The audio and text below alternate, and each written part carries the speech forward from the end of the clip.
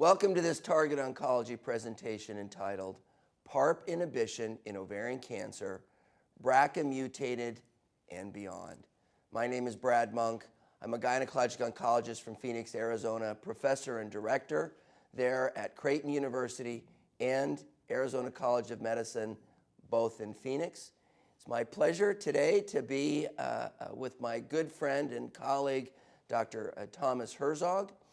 Dr. Herzog comes from the University of Cincinnati, where he is professor. He is also the deputy director of the Cincinnati Cancer Institute. Welcome, Tom. Thanks, Brad. It's great to be here. Great times, huh? These are great times indeed. It gives us, as clinicians who treat ovarian cancer, so many more options than what we've had a very short time ago, so it's exciting. And it's hard to keep up, right? It is. It is. ESMO was an avalanche of data that I think many of us are still digesting. So we're going to take some time here together and have a conversation about PARP inhibitors. And we're going to try to add order to chaos. Good luck. So I want to start by describing what PARP is. PARP is an enzyme, poly-ADP ribose polymerase, that repairs single-stranded DNA breaks. And if we can inhibit that enzyme, an unrepaired single-stranded break becomes a double-stranded break. And if you can't fix that, the cell dies. And double-stranded breaks are repaired by BRCA. So if you have PARP inhibition and a BRCA mutation, it's synthetically lethal and the cell dies. So tell us a little bit about how BRCA repairs double-stranded DNA breaks and what's involved in that path. Well, I think you said it well.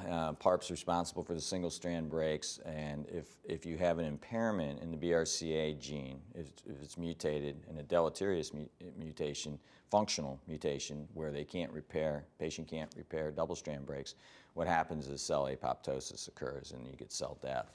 But that can be actually a mechanism that we can leverage for a therapeutic, which is the beauty of it.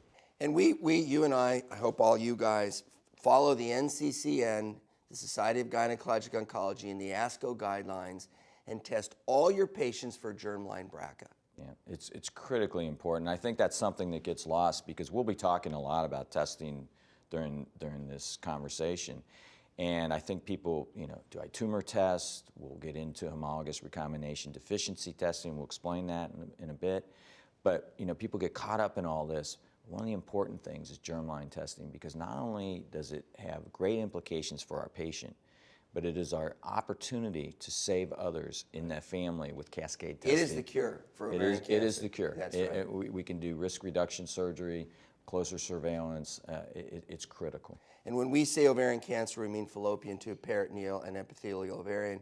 And we test early, right? We test early because the sister may be getting ovarian cancer next week. Yeah, that's right, because the sister may be older or what have you. And of course, there's differences between even the genes, right? BRCA1, BRCA2 in terms of the average time of onset of cancer, much later with our BRCA2 population, which has obviously implications in terms of fertility preservation and that type of thing. So what BRCA does, we have two chromosomes. BRCA takes a double-stranded break, lines up the homologous chromosome to the sister chromatid and repairs that double-stranded break. So it's a homologous recombination. But it's more than BRCA. Tell us about that. Well, there are BRCA genes are critical because they're a high-fidelity repair lineage, right? So that pathway is very high fidelity. In other words, the repair process is done very well. It's sort of, if you take your computer to the Apple store, it's probably done well, versus if you take it to some trailer, it may not be of the same quality. And that's what we see is there's also other pathways that are responsible for repair. In the same pathway. Exactly. And other genes.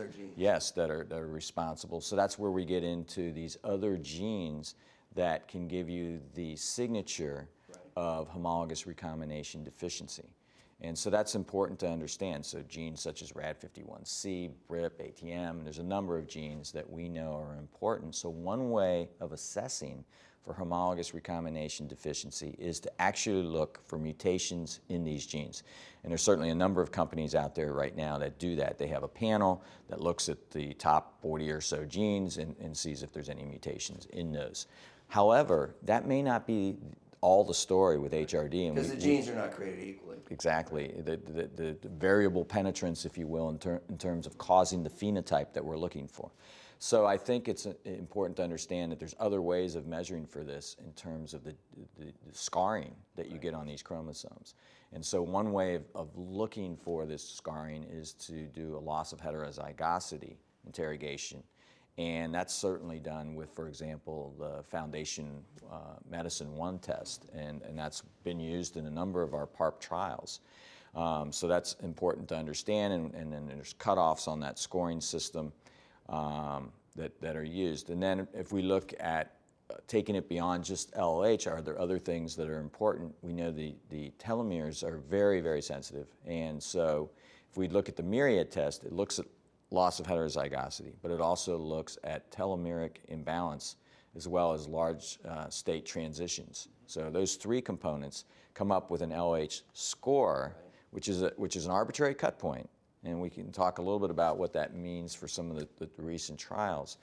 But using that cut point, it's not that everyone above that cut point has HRD, but your sensitivity is much higher. Right. As you go below that, it doesn't mean everyone is without HRD, but the prevalence of HRD is much less below the cut point, and there's a couple different cut points that have been used. So that's really helpful, because I think one of the key messages of our conversation is that PARP inhibitors work in BRCA, you said it, but they also work in cancers that have BRCA-like gene defects, and that can be measured through this HRD test. So that's a theme. And it's not perfect. I think we want to point that out. But it's better than nothing. And there's other companies right now working on more sensitive tests and to see if this could be done in an even more accurate way. Because as I said, the cut points are a bit arbitrary, and there are patients who are missing below, and some of the patients above do not really have that phenotype.